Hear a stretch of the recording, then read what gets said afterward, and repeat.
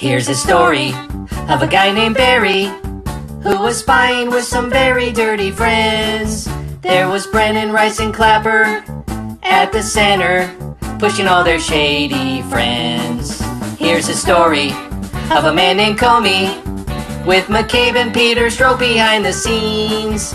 They were framing while pretending they were righteous, using lies and fake machines.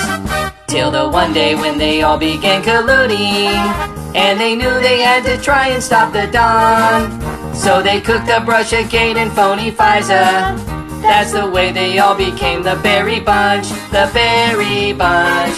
The Berry Bunch. That's the way they became the Berry Bunch.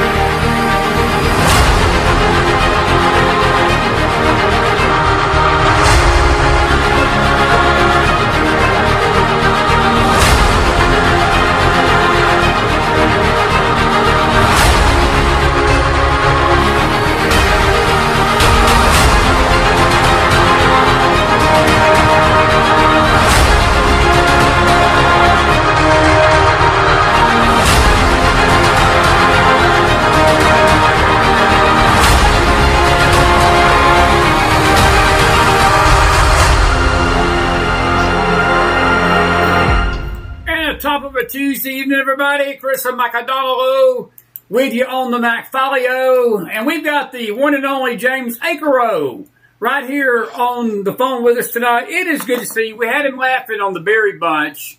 I wasn't sure if he was being able to hear what I was playing, but he was. I was thinking I was going to lose him. He wasn't even going to be able to do the show. He was laughing so hard at that. Hey, buddy, how you doing tonight? It's good to see you. We always have you on once a week. It's good to see you on this Tuesday night. Glad to be with you, Chris. Always an honor. Always an honor here too, buddy. And we're getting into the summer, and we got to get that Reds game planned, and we'll come up and see you in Cincy. We're going to be in Ohio next weekend, and I'll give you details on that. But listen, it's so good to have you tonight. I know that we had you on last week, and man, I tell you, every time it just seems like from week to week, Jeemes, we're getting these massive, I don't know what the word is, just bomb-burning story drops, and the big thing is this hoax, this Russia hoax explosion that Tulsi Gabbard just lit a fire to. And I tell you what, she's not taking any prisoners, and the left is squeamish tonight. Adam Schiff put out a little YouTube short or something today, and I tell you, he sounded scared. You could tell his voice was trembling. And I think that, we've been crying. I'll put it like this. I know there's a lot of people on the right that saw all this for what it was back in 2016 and 2017. We were called every name in the book, and they used this as a springboard to destroy Trump's chances in 2020, which in hindsight was the best thing that ever happened to the country, even though we had to endure 4 years of Biden. He's come back a second time, more stronger than ever. And I believe that if we don't see, I don't know where this is going to lead. I hope that we get justice out of this. I don't know if we will. But I think, if anything, we're about to find out the truth of what happened in 2017 with this Russia hoax. And it seems the head of the snake was not even Hillary.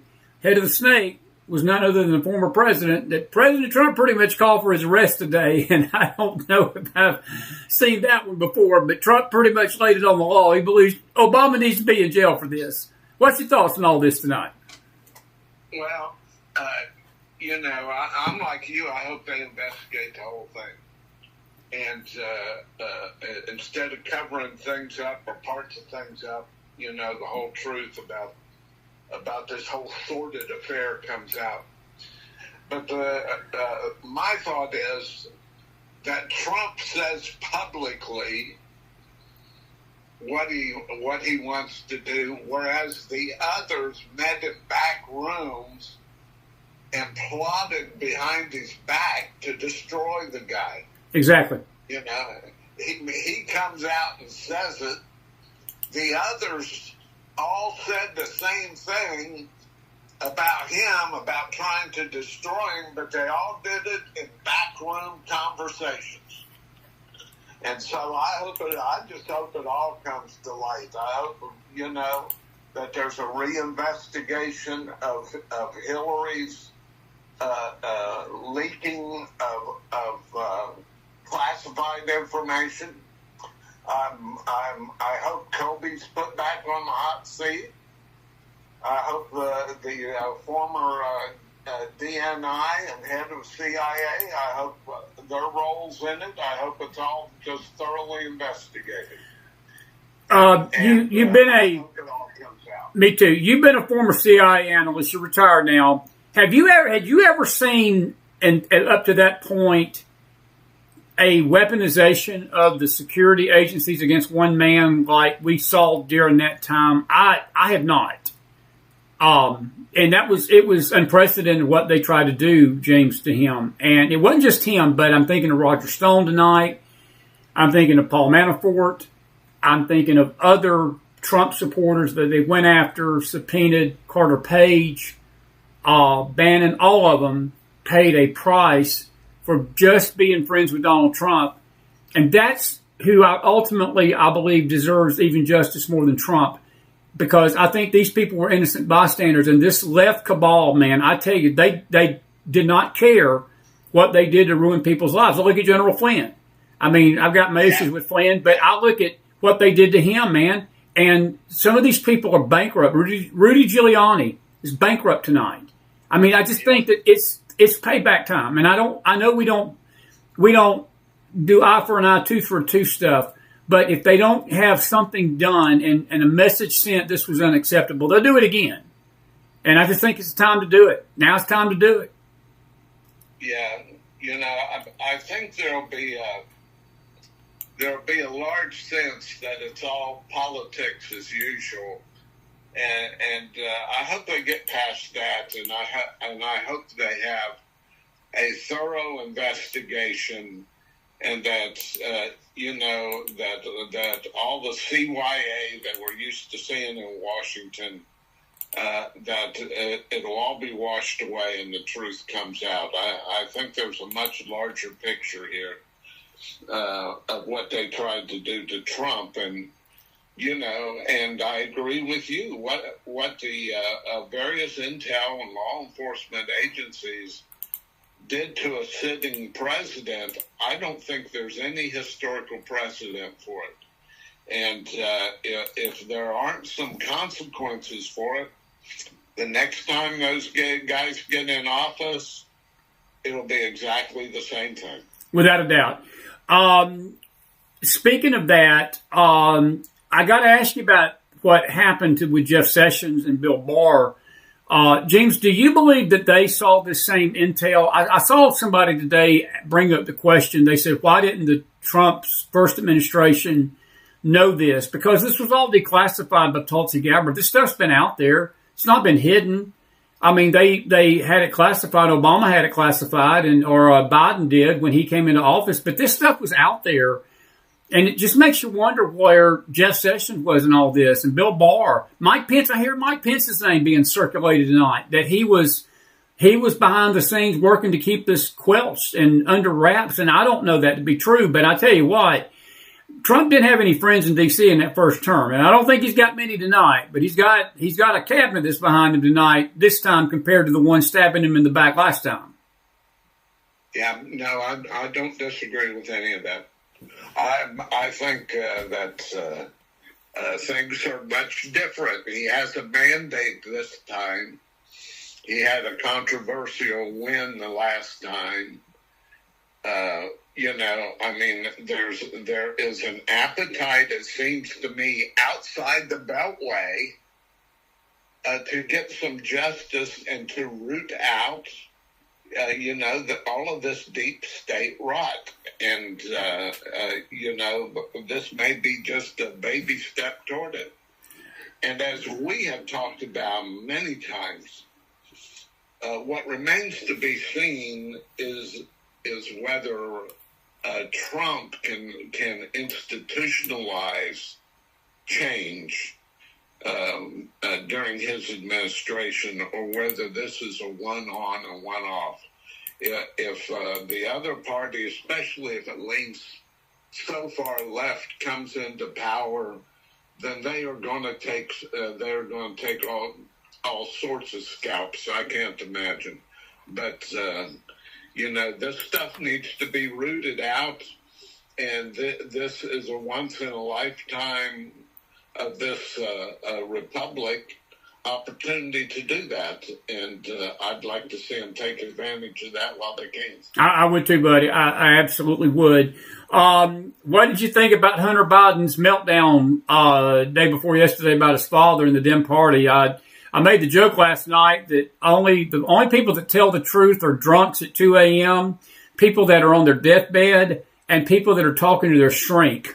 And I don't know where Hunter Biden falls into that category, but he sort of let it all hang out, didn't he? Yeah, anybody in this country that does not think that Hunter Biden took advantage of his father being in office, I'd like to sell a piece of the Brooklyn Bridge to.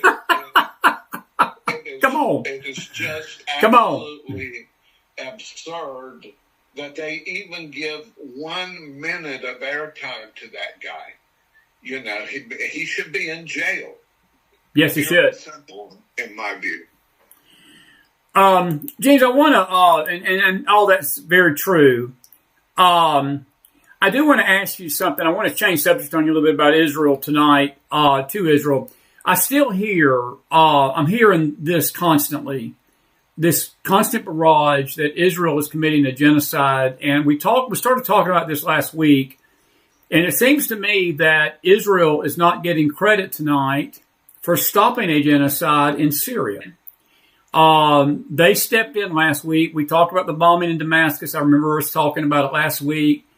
They actually have done everything they can to stop the slaughter of Christians and Druze. And I've been reading some horror stories of what the Syrian government is doing to these folks. And it is a systematic elimination. And there's rape of 5-year-olds. There's beheadings. There are churches being burned down. it is an onslaught of terror against a minority group that's really also tied to the Christian community in Syria. One thing, say what you want to about Bashar al-Assad, he was a thug, but there was something in him that he always protected the Christian community in Syria. He protected these minorities. This Islamic government that's there is not doing it, but the course from these social media types is still screaming tonight that Israel's the one killing children in Gaza, with no condemnation of Hamas, no condemnation of the terrorists behind it. What's your thoughts on all this? Because I think Israel deserves a lot of credit tonight for at least being somebody with some moral clarity. Because, look, I've been expecting our government to step in and stop this, and we haven't done that. Israel's done that. No, and the whole world's tone deaf. There are two or three things that are at play here. One is this ridiculous concept of moral equivalency. That, if you say something good about Israel, you have to say 5 things good about the Muslim communities abroad. And it's just absolutely crazy, because there could not be a clearer case in moral terms of good versus evil in my mind. And the second thing is that the press media, mainstream media, is absolutely tone deaf to anything that does not, that they cannot justify and write about as Israeli aggression.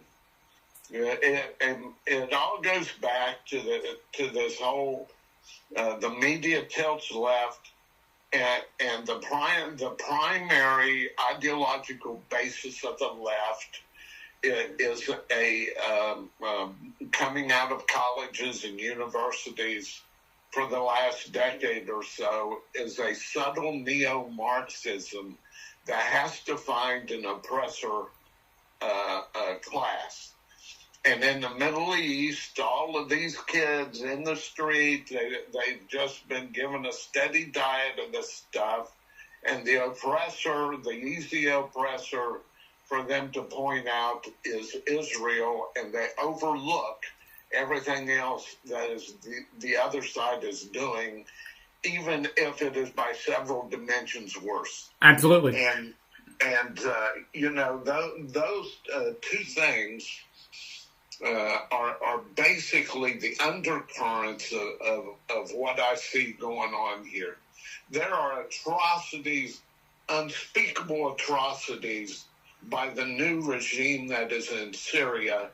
And for whatever reason, and there are probably hundreds of them, the media refuses to focus on that, and will focus on Gaza instead. And it is a subtle form of anti-Semitism, and even deeper than that, yes, it is. It is a subtle form of anything that smacks of a creative God of this universe that is higher than human ingenuity.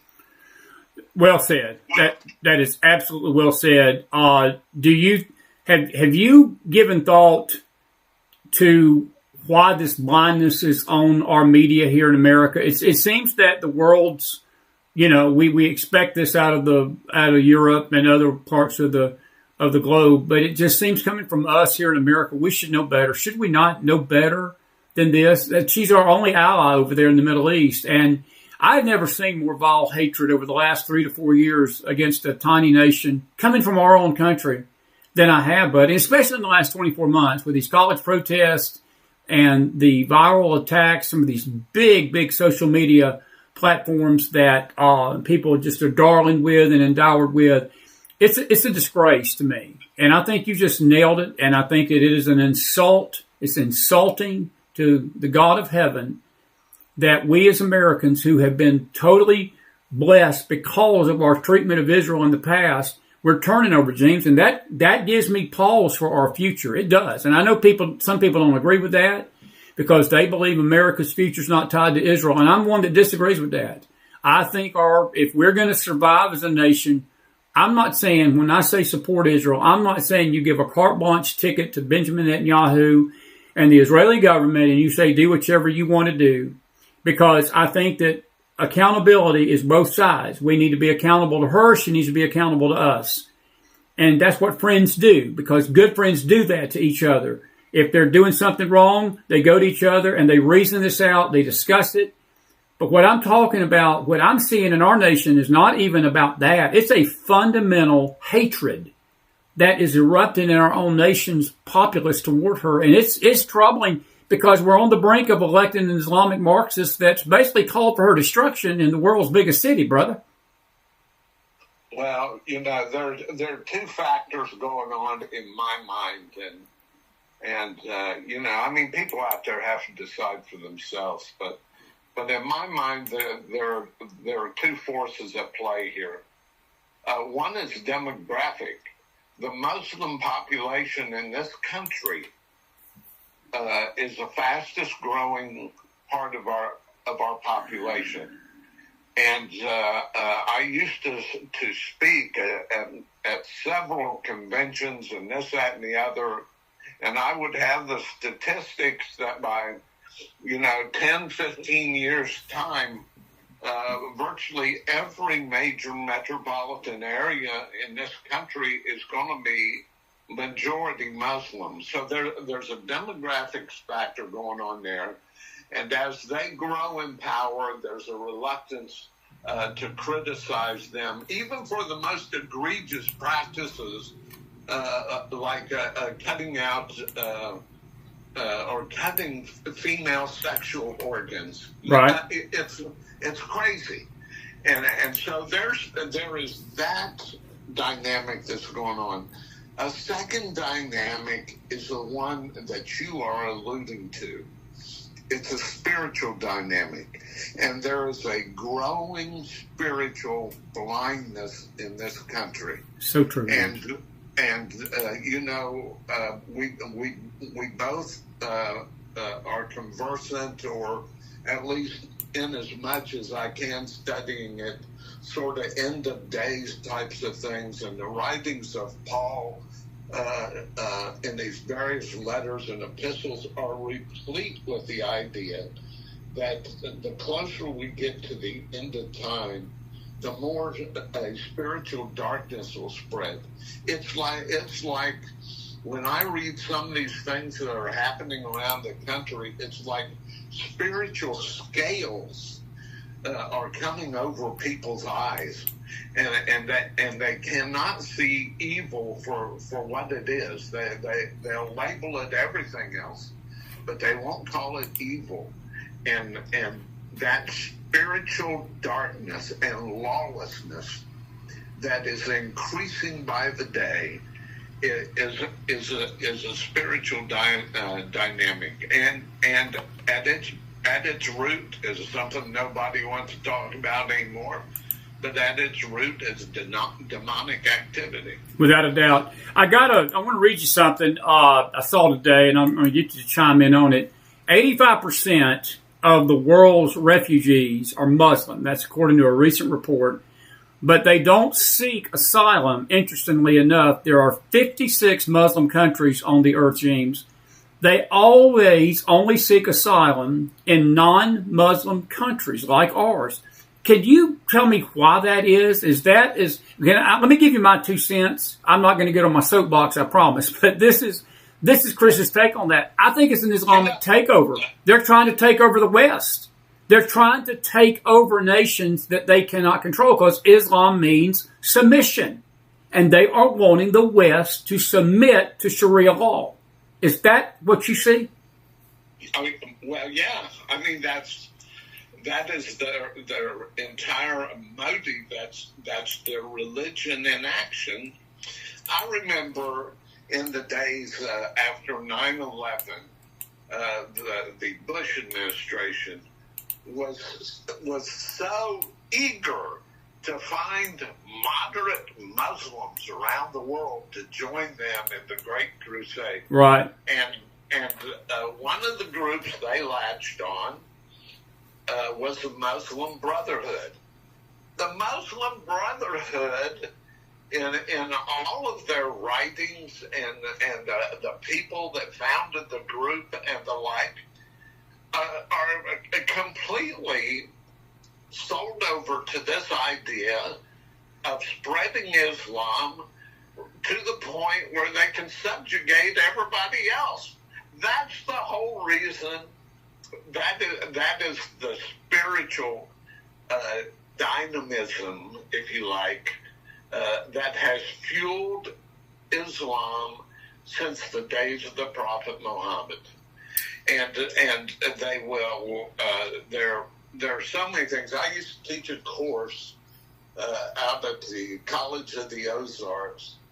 It was in the criminal justice department, but it was a course giving the kids a notion of what terrorists think and the whole idea of terrorism. And we would talk about this, endlessly about, they are willing to do anything to hide the fact that their religion is all about subjugation, and Sharia law is plain and simply, it's unconstitutional. It's Muslim law, yes, based on an interpretation of the Quran, and that legal movement is spreading in this country, as especially in the cities, as metropolitan areas turn over to Muslim leadership. And we are going to hear a clarion call for Sharia law from here going forward as these people get elected to office. And there is a passivity in the Christian world, a blindness to what's going to happen. They are not interested at all, in my opinion, in assimilating into the population. Come on. They are interested in altering the foundations of our way of life and bring them in line with an ancient ideology, and it's demon inspired, and the two cannot and will not coexist. They will either win, or the Christian world, has to grow some legs to stand on and take a stand against this stuff.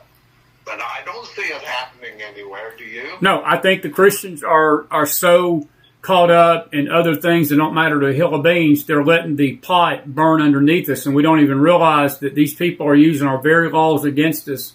And what you said there about the takeover of government, it's my opinion. If you can't put your hand on the Bible of this country and swear an oath to America, you don't serve America. I don't care who you are. And these people in Congress that have taken an oath, and they've taken an oath to basically to a book that wants to destroy America, kill the Jews, kill the Americans, kill the Christians. I'm sorry, Jeemes.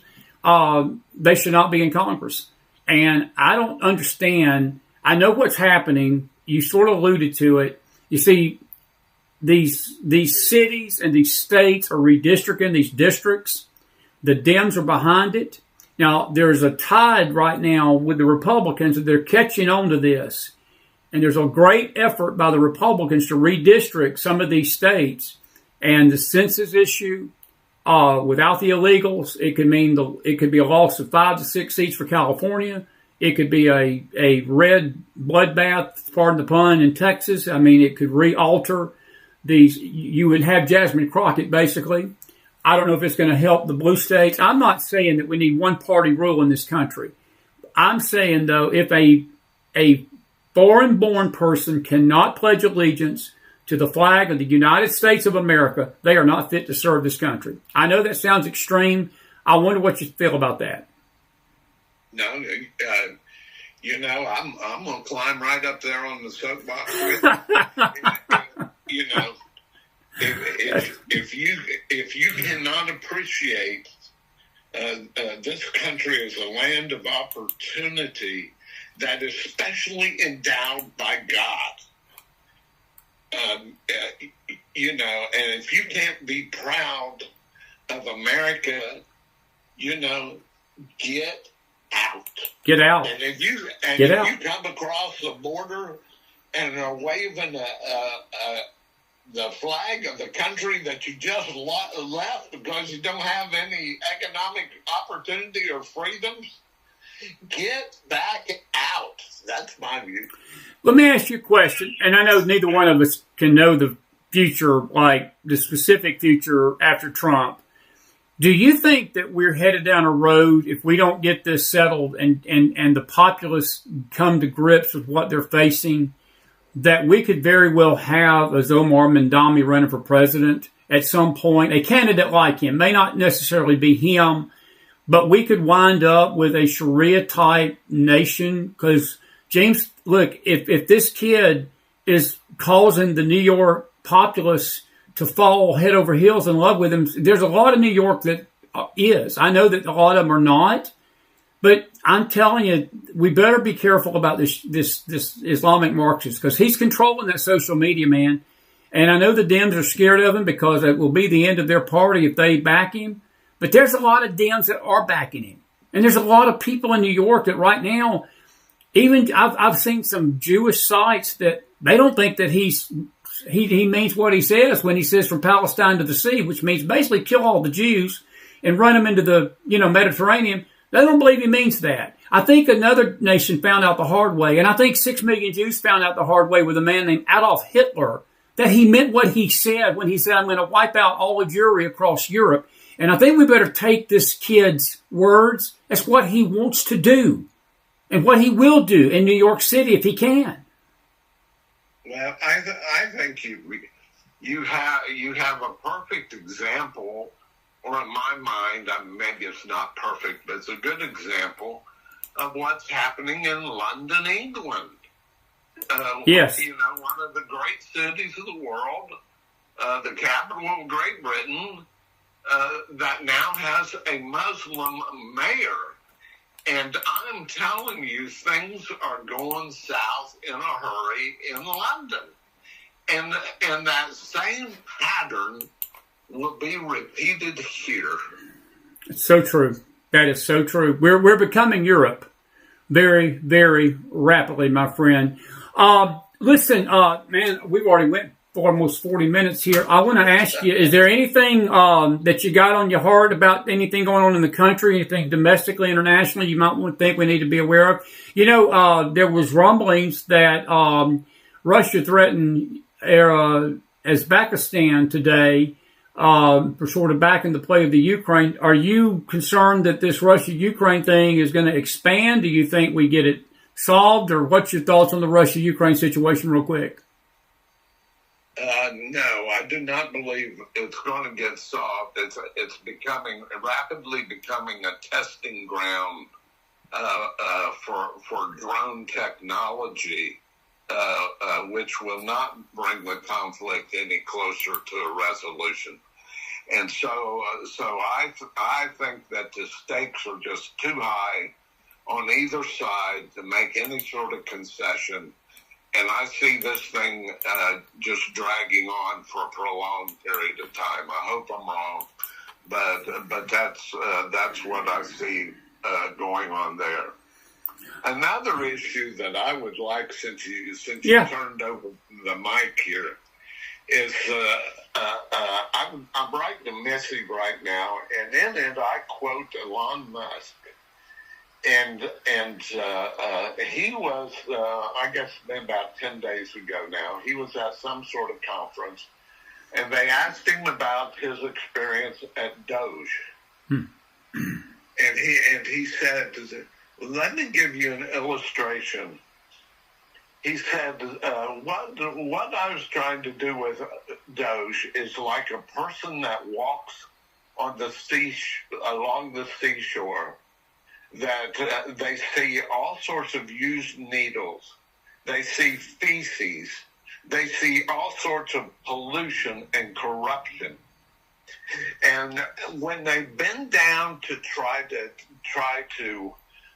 do what little they can, all of a sudden they hear this tsunami, 100-foot wave coming towards them.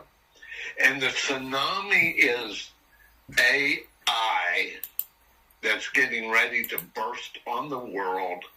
And he said, when that tsunami breaks, will anybody even care about stopping on the beach to pick up used needles? And I thought, whoa, that is really a powerful illustration. I am absolutely convinced that in a decade from now, my grandchildren and my children will be living in a world that is completely different from the world we're living in. And that what is just now beginning, it will grow exponentially over the next decade to change everything about what we think about reality. It will bring to the fore new gods that are actually the old idols dressed up in technological garb. Great point. It will change medicine. It will change your views on human longevity. Everything is going to change over the next 10 years. And in my mind, we live in a world where churches absolutely are completely deaf to the sounds of that tsunami that are coming. I remember several years ago, this was after a conference, sort of a prophetic conference of some sort.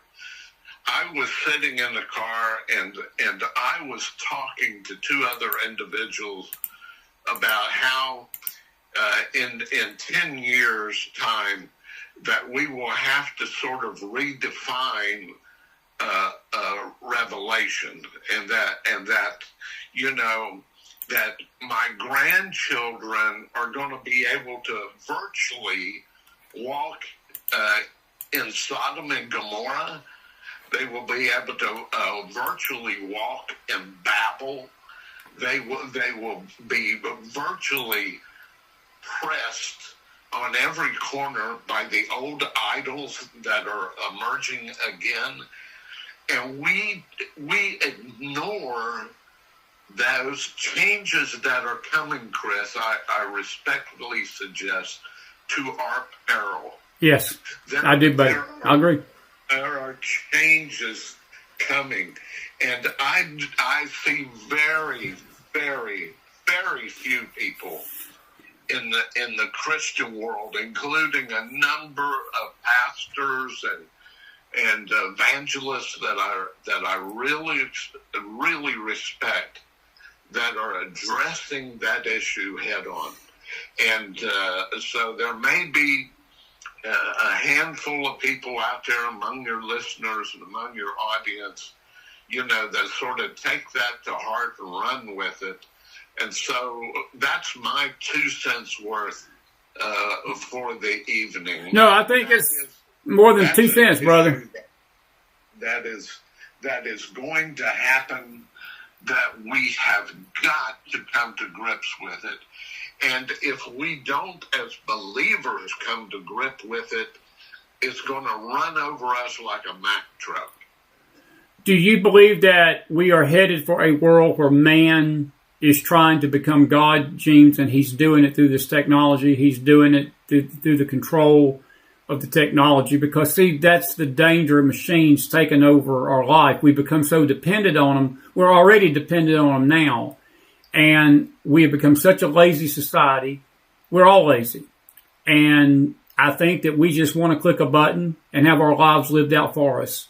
And we've stopped talking to each other because we got a cell phone. We don't even know how to type full sentences anymore. Our statements are LOL, emojis, thumbs up, thumbs down, emotional things that we don't even know how to communicate anymore. Our kids are being trained for this.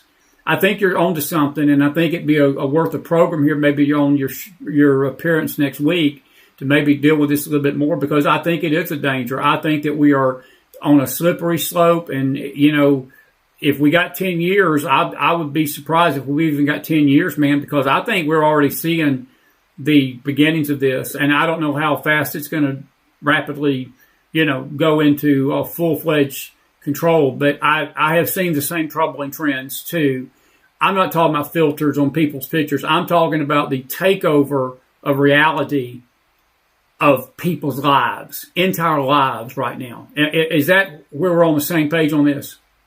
Yeah, because what you have with AI or a horizon singularity event that all the futurists are talking about, whatever it is human based, and all of these things in my mind are just the old idols reasserting themselves. When Jesus Christ died for us on the cross, he also put the spiritual realm on notice that everything had changed. It's very true.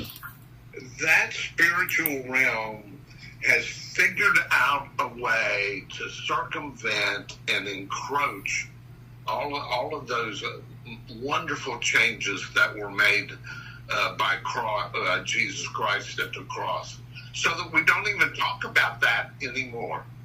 And so that you have a world of computers, man's innovation and imagination that seizes the attention of young and old alike these days, so that a notion of a God that is willing to intervene in your life for your behalf and cared and loved you enough to empty himself of godhood to come down to earth. All of that is shoved in the background, and all of these human-made tools are now starting to dominate our life. And as they do, they squeeze Christ out. Steadily squeeze Jesus Christ out of the picture. But well said. And that is what's going on. Question. What's going on. What? That is, yeah. in my mind, that is not a issue. It's the issue. That is the issue. Well said, buddy. That my children are going and grandchildren are going to have to face. I'm not sure me and you ain't going to face it because this trend is rapidly doing it. One question out of the chat tonight: what can be done about this? I'll give you 5 minutes. What can be done about this? If there is anything, can we even stop this trend? Or are we too busy? Is the tsunami going to hit us in a way that we're going to, as you said, we're not going to see the needles and the trash on the beach? We're going to be swamped by this. Are we at a point of no return with this yet? I personally think we are. Okay. I think this tsunami is going to just sweep us right into the final days. Wow. That's my personal view.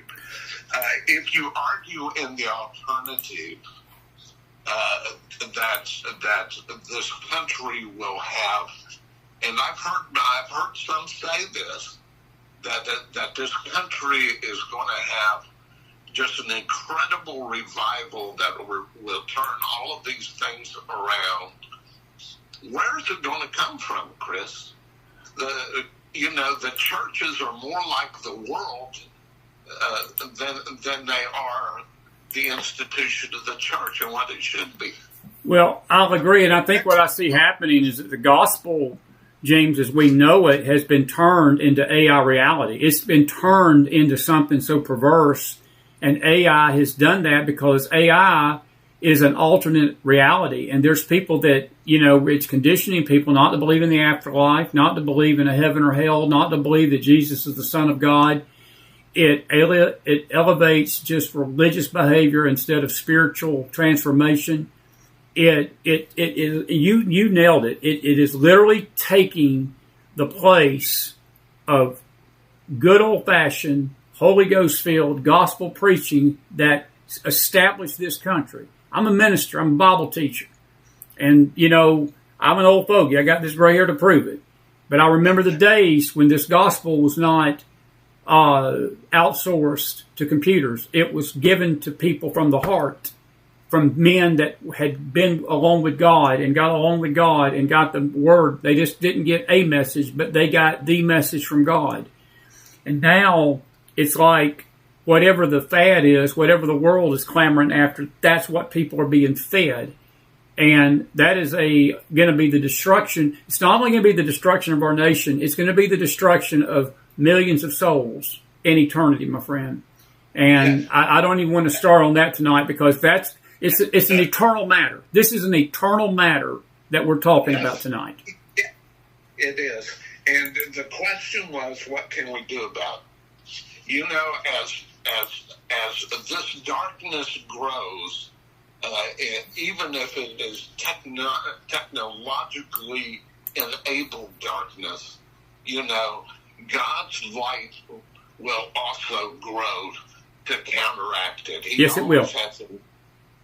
And so, if I would be to give advice, it would be to find one of these isolated pockets of ministries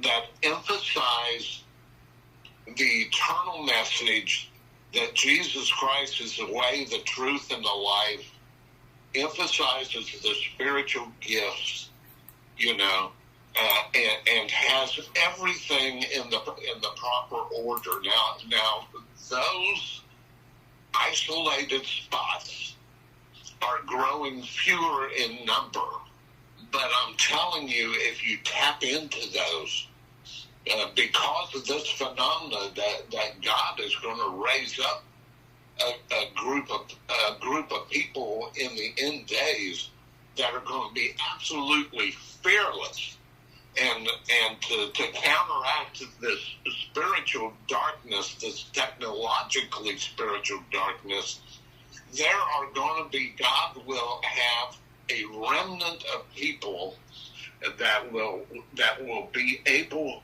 to do amazing things that we can't even imagine right now. And we need, Jeemes Akers speaking, we need to find those people, the sons of Issachar, those people that know the signs of the times and that are steadfastly rooted in Jesus Christ, and we need to support them and follow them. That's my view. I didn't mean... No, buddy, I'm glad you did. This is a great end to this show tonight, and I think it's something that we need to... I think next week, this may be our topic of discussion for a whole hour. I think it's going to be worth discussing, and we'll... that is, unless we have Armageddon between now and next week. And the way it is, Akers, every time I let you go, and I'll say, we'll see you next week, then something happens. We're on the brink of World War VI. So we'll see what happens between now and then. But it's always a pleasure. It's been some good discussion tonight. I want to thank you for coming on. And I'm going to say goodnight to these folks. And, buddy, I tell you, I'm looking forward to seeing you. Hadn't seen you in a while. And we're looking forward to having some fellowship and some lunch and catching up, my friend. And always a pleasure to have you on this network. You know you got an open door forever. And looking forward to seeing you in person, my buddy. I I'm exactly the same way. We need to sit down over a big steak and solve all the problems of the universe. Well, that we do. And what happens? And what happens at the Fort Worth Steakhouse stays at the Fort Worth Steakhouse, right? I got you, man. Listen, God bless you, my friend, and have a good night. Thank you, Jeemes Akers. I appreciate you, buddy. Have a good night. Enjoyed it, Chris. Thank you so much for the opportunity. Good night. We'll get you back next week. God bless, friend. Jeemes Akers, everybody, put some fire in that house. We are grateful for him. We're grateful for you.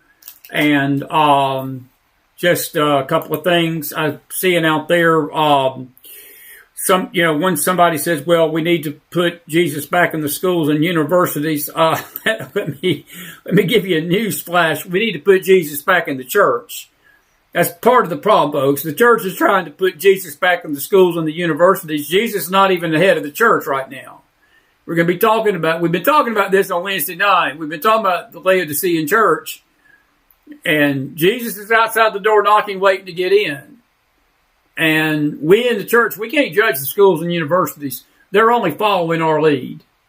So, yeah, and, I'm seeing that we took prayer out of schools. Well, who took prayer out of schools? Who allowed that? These are symptoms. This is not the root cause of what's happened. It's not the root cause of what's happened. Because, see, that kind of attitude is we're looking to somebody else as the reason instead of looking in the mirror. And we need to look in the mirror tonight. And we need to say, Lord, what have we done? What have we allowed as believers? And what have we not allowed? We've allowed this to happen. And the church has become so apostate, people don't even know the gospel from the truth. And that's why AI has taken such a foothold, because this alternate reality, it appeases to everybody's whim. Whatever they want to believe, that's what it appeals to. And the truth comes along, and nobody wants that. So it's not about the universities and schools, folks. Your kids, look, school, and let me change this. Jesus was taken out of the church, and Jesus was taken out of the homes a lot sooner than he was ever taken out of the schools and universities. And I'm not saying we don't need prayer in schools, and I'm not saying we don't need gospel teaching in schools. And there are some school systems that allow Bible courses. I've taught in Tennessee about 10, 15 years ago. They allowed it up here. They've not allowed it in a while, but I actually went to a high school class a few times and taught a Bible lesson to those students. And I was shocked when I got the call from the teacher. He knew a family member of mine, and he reached out to me through them. And I didn't even know you could do that in school these days. But some school districts allow you to do that. My point is, it's easy to blame all this on that. And it's not that. It's not that. No, it's deeper spiritually than that. It is a literal takeover.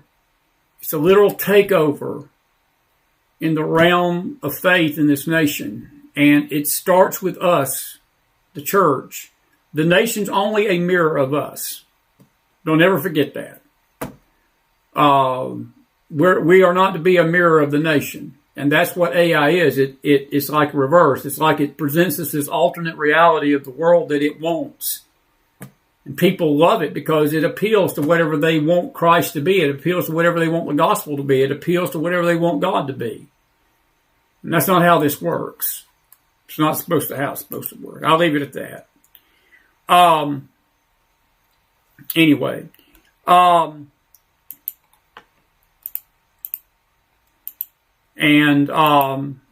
Anyway. Well, listen, we're grateful. It's good to see Julia Carter in the house tonight. I saw her out there.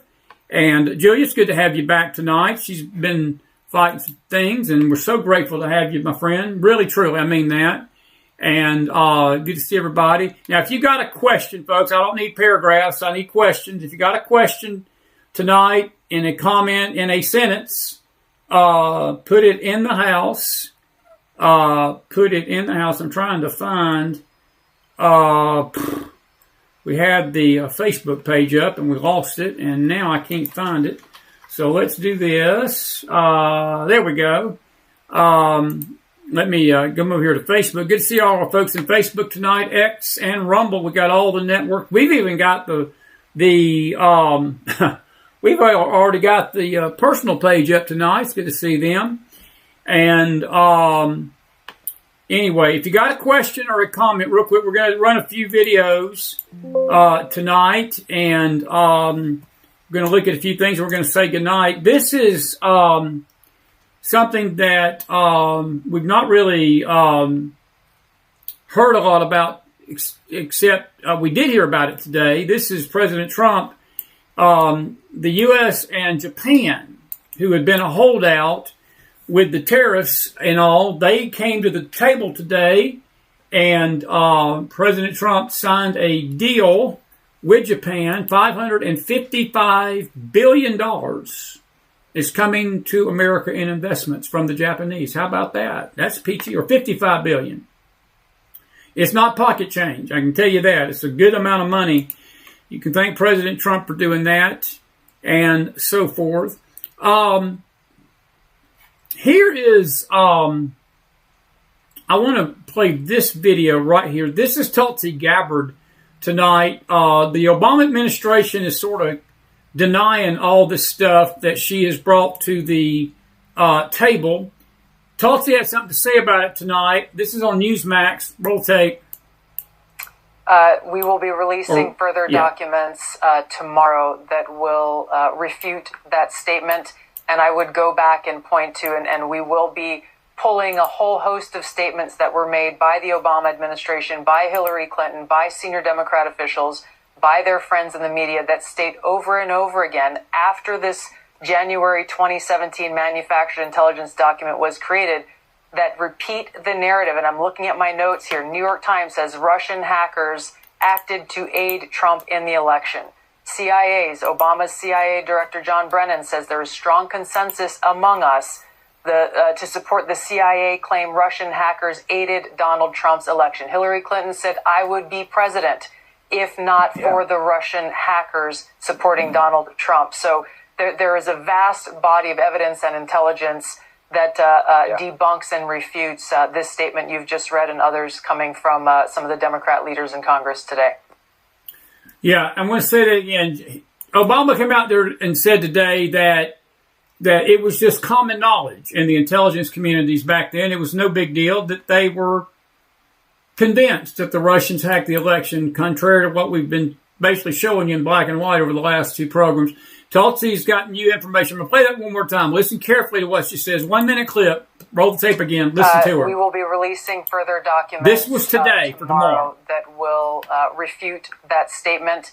And I would go back and point to, and we will be pulling a whole host of statements that were made by the Obama administration, by Hillary Clinton, by senior Democrat officials, by their friends in the media that state over and over again, after this January 2017 manufactured intelligence document was created, that repeat the narrative. And I'm looking at my notes here. New York Times says Russian hackers acted to aid Trump in the election. Obama's CIA Director John Brennan says there is strong consensus among us to support the CIA claim Russian hackers aided Donald Trump's election. Hillary Clinton said, I would be president if not for the Russian hackers supporting Donald Trump. So there is a vast body of evidence and intelligence that debunks and refutes this statement you've just read and others coming from some of the Democrat leaders in Congress today. Here is President Trump today on what he has to say about Mr. Obama. Title of our program tonight, he believes Mr. O needs to be in handcuffs. I tend to agree. From your perspective, who should the DOJ target as part of their investigation? What specific figures in the Obama administration? Well, based on what I read, and I read pretty much what you read, it would be President Obama. He started it. And Biden was there with him, and Comey was there, and Clapper, the whole group was there. Brennan, they were all there in a room. Right here, this was the room. This is much more beautiful than it was then, but that's okay. I have nice pictures up that came out of the vaults. They were in there for 100 years. This is much more beautiful. We have the Declaration of Independence now in the room, which wasn't here. I guess people didn't feel too good about putting it here, but I do. But you know what? If you look at those papers, they have them stone cold, and it was President Obama. It wasn't lots of people all over the place. It was them too. But the leader of the gang was President Obama, Barack Hussein Obama. Have you heard of him? Yes. And We have. except for the fact that he gets shielded by the press for his entire life. That's the one they... Look, he's guilty. It's not a question. I like to say, let's give it time. It's there. He's guilty. This was treason. This was every word you can think of. They tried to steal the election. They tried to obfuscate the election. They did things that nobody's ever even imagined, even in other countries. You've seen some pretty rough countries. This man has seen some pretty rough countries, but you've never seen anything like it. You've never seen anything like that, folks. We may never see anything like this. We don't ever need to see it again. But if they do not deal with this and deal with it strongly, you will see it again. If the Lord tarries and you live long and these Dems take power again, they'll do it again. They'll do it again. And there's the coup d'etat. There's all of them right there. I'll just read their names. Barack Obama, Loretta Lynch, James Comey, Hillary Clinton, John Podesta, Huma Abedin, who's now Mrs. George Soros Jr., Susan Rice, Anthony Zebley, Valerie Jarrett, Ben Rose, Sally Yates, John Brennan, James Clapper, Debbie Wasserman Schultz, a congresswoman, Evelyn Farkas, Susan Powers, Andrew Wiseman, Mary Jacoby, Ron Rosenstern, Dirty Eric John Mueller, or Robert Mueller, Angie McCabe, Peter Strzok, Lisa Page, Bruce Orr, Nellie Orr, Jeannie Ray, and James Baker, not the former Secretary of State. There are your play-ins. There are your players in this coup d'etat. Now, whether anything comes of this, I guess remains to be seen tonight, and we will be following it. We're hoping to get Brad Johnson on Thursday night. I am dying to hear what he has to say about this. But this is just to confirm what Tulsi Gabbard said.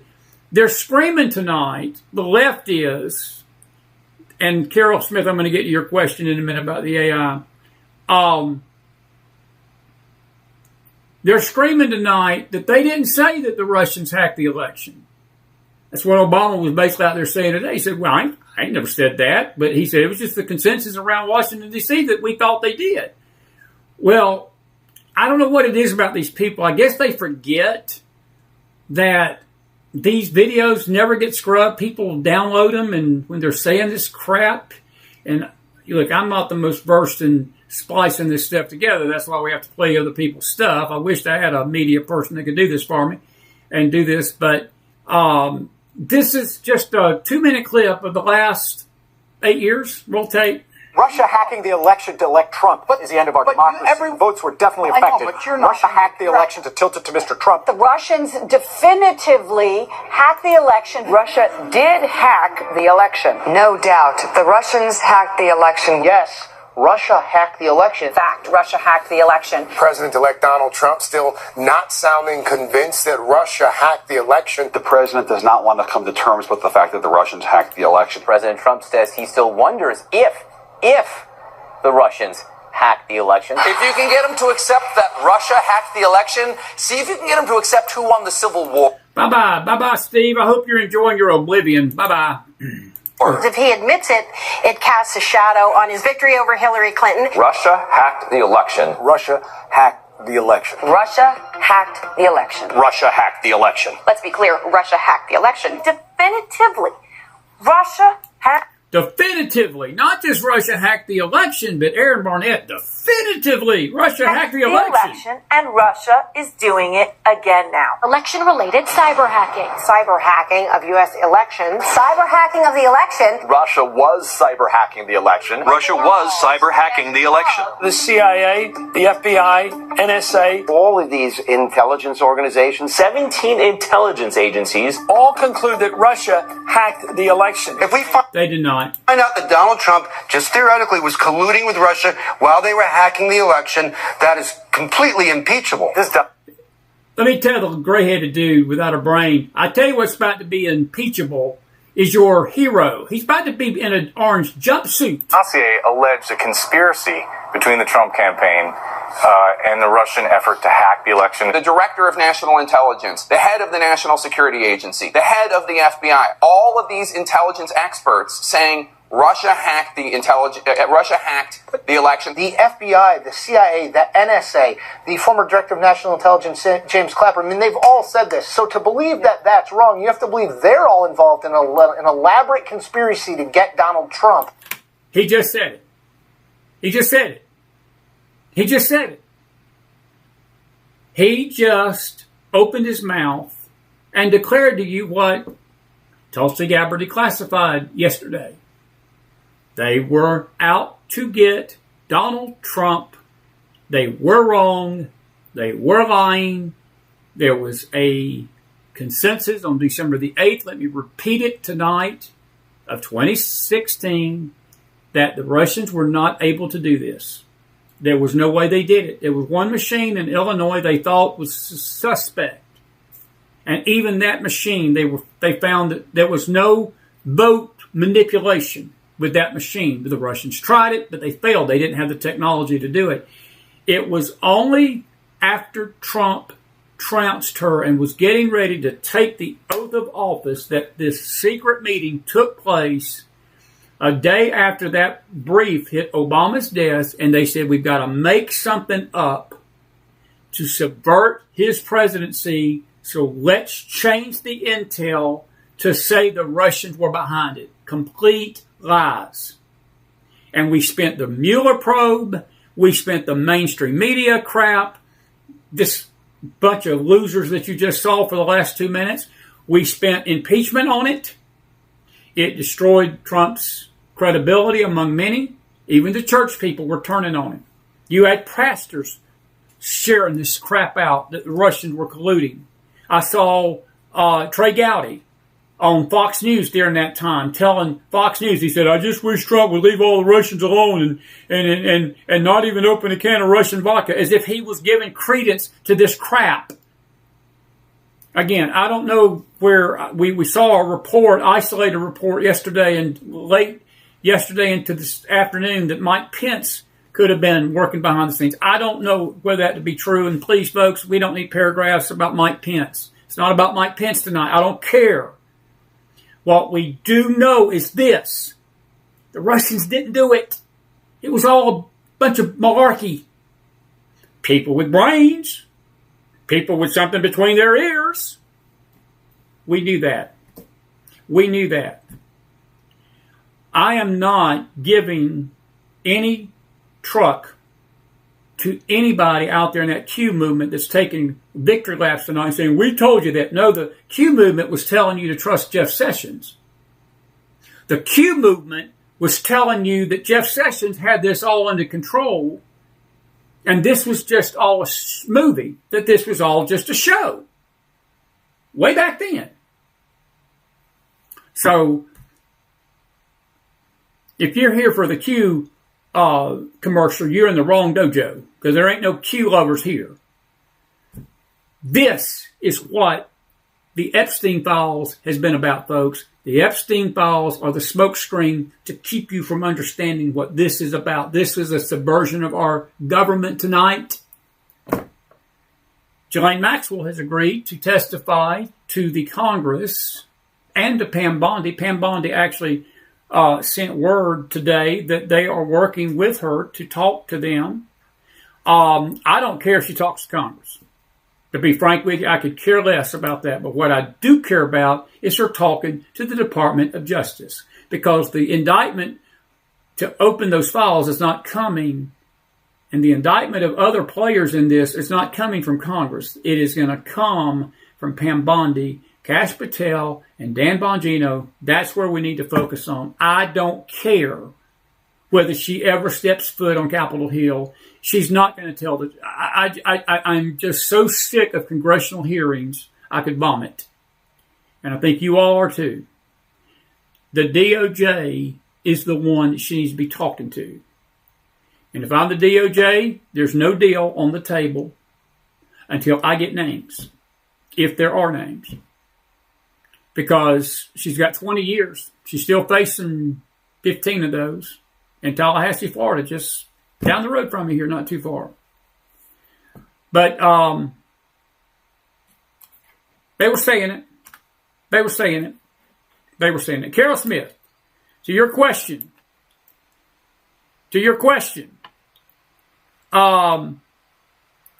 You said that young people, you said, I don't like AI. Do you think the younger people and the younger generations will accept it without question?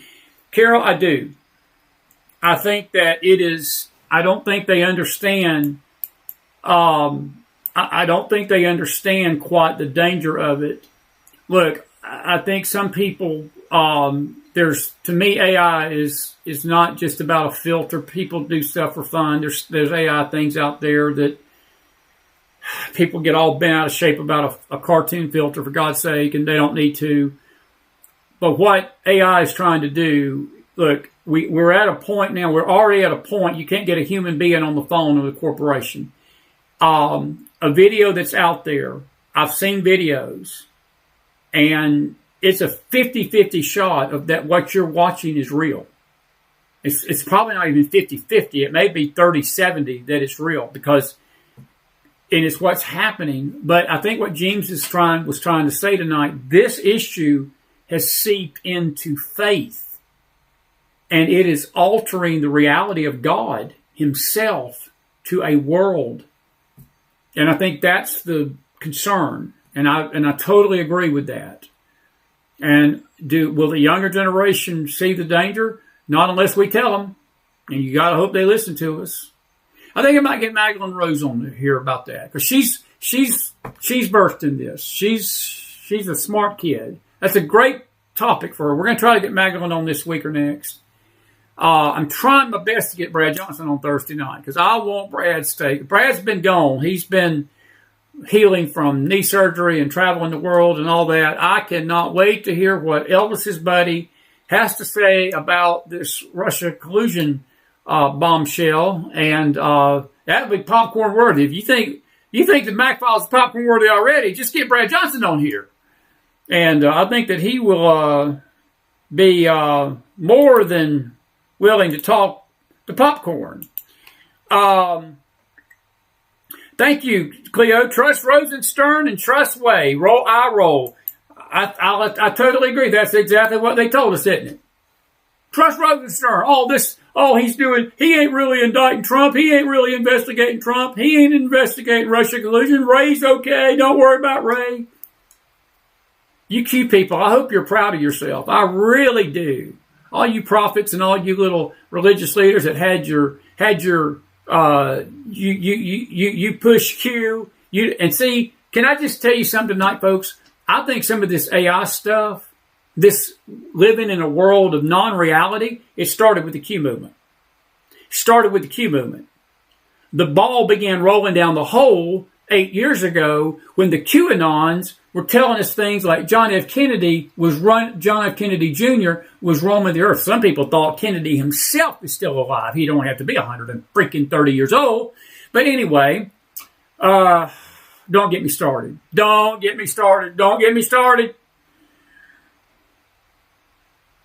But see, this world of la-la land started with that movement. And the church bought into it. The church thought it was gospel. JFK Jr., folks, is dead. D-E-A-D. He's always been dead. He was not roaming the earth. Need I draw that in crown?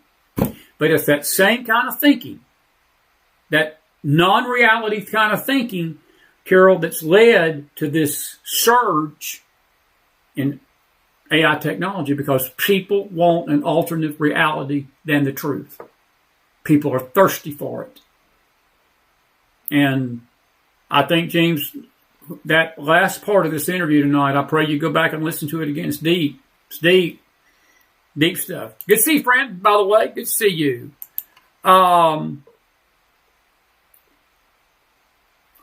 Anyway, a lot of you are saying you didn't like Barack Obama. Well, smoke up, Johnny. I'm going to say this about Obama. They need to treat Obama just like they treated Trump. They need to give Obama the same preference and the same concern that they gave Trump when they raided his Mar-a-Lago home. And they impeached him. And they accused him and lied about him. I think that the Dems are good at dishing stuff out, but they're never good at taking it. Adam Schiff was nervous today. He was nervous today. If I had more time, we're going to play some more Thursday night. I got a lot more video to play about this. This story is not going away. You're going to hear a lot about this on our show for the next week or so. It's it's not going away. I'm going to be curious what talks he releases tomorrow. Now, we won't be on here tomorrow because Wednesday's our faith day. But we'll be back here Thursday and Friday. Friday night we won't be, but we may be on late from Ohio. Actually, we may be on late Friday. And because this is a developing story. So we'll see. But I will tell you this, folks, that this is not going away anytime soon. For President Trump, and James sort of alluded to it tonight, for Trump to bring it up publicly is big. They did what they did in the secret. What he did tonight is basically screaming it from the rooftop. Sort of reminds me of a verse in the Gospels that Jesus said that. He said, whatsoever is hidden in the secret will be screamed to the housetop. I think that's what's happening. I think that's what's happening. And it's going to be interesting. Zella, you're right. Everything they accused Trump of, they were doing twice as bad. Let's start there. I think that is a good point. And I think it's going to be interesting to see what happens. Chris Davis over on Facebook, sooner or later, these politicians' sins will find them out. They'll pay for them. Chris, you hope, but I will tell you this. Whether they pay for it here on earth or later, they may escape this justice system down here. And I will tell you, whatever they do, I don't want them to rush into this. And Obama walks in and walks out. I want them to be very methodical and take their time and build a solid case and do not bring it to D.C. or New York. It's got to be tried in a neutral state outside the confines of those two cities. He will never get convicted he won't even get indicted in those avenues. I agree with your sentiment, but do not be disappointed if that don't happen on this side of the grave. Because the possibility is out there, folks. We may not see that. We, the people, may not see that. But there's a God in heaven. I'll leave it at that. There ain't going to be no, if this glove don't fit, you must acquit stuff there in the annals and the courts of heaven. I'll just leave it at that. I'll just leave it at that. That's why we need to pray for these folks' soul. That's why we need to pray for these folks' soul. And pray for them bad. Anyway. Thank you, Cleo. Luke 8:17. Luke 8:17. All righty. Listen, we're done. We're done. We've been going an hour and a half. Thank you all for being with me tonight. I am so grateful for you. Did you enjoy Jeemes Akers tonight? It was a good show. And we usually have Jeemes on once a week. And he never disappoints, does he? He's just a, if you ever met him in person, and I have, he's just a good old guy too in person. He's not one way on this show and something else when you meet him. He's just an old grandpa, good old guy, and we've had such a good time getting to know each other this past year and a half, and he is fine man, and he served his country well, and I appreciate him. I really do. And he offered you some wisdom tonight. I hope you listened up. And I think that's about it, folks. Don't forget, we'll be in Dalton, Ohio Friday night, 7 o'clock, Dutch Kitchen Events Center at 7 o'clock, and then 10, 2, and 5 on Saturday. Great weekend ahead. And we will see you next time on the news side, Thursday night. We may very well have a double feature Thursday night simply because of the Friday night not being on. But if we have something break, if there's breaking news, I'll have the laptop with me in Ohio. It may be not the best quality. We may just do a Facebook Live or something like that Friday night late. If Chris has got the energy to do it. And now, as far as me being able to run my mouth, I can run my mouth 24/7. But we do have to sleep sometimes. We do have to sleep sometimes. If you enjoyed the show, put some fire in that house. We are grateful. We're going to go out with the Shady Bunch again, the Berry Bunch. Oh, mercy. I'll see you back here. Now, we will maybe have a Bible study in the morning. I'll see you back on the Faith Network tomorrow night at 8 o'clock. Regardless, that's our Wednesday night midweek refuel fellowship of our faith audience. And I hope you'll join us for that. We're studying the church at Laodicea. And then we'll be back here Thursday night, hopefully with Brad Johnson, but somebody be with me Thursday. And if not, you'll just have to listen to me run my mouth again, which may not be a bad thing. Here's a story of a guy named Barry who was spying with some very dirty friends. There was Brennan, Rice, and Clapper at the center, pushing all their shady friends. Here's a story of a man named Comey, with McCabe and Peter Stroke behind the scenes. They were framing while pretending they were righteous, using lies and fake machines. Till the one day when they all began colluding, and they knew they had to try and stop the Don. So they cooked up Russiagate and phony FISA. That's the way they all became the Berry Bunch, the Berry Bunch, the Berry Bunch.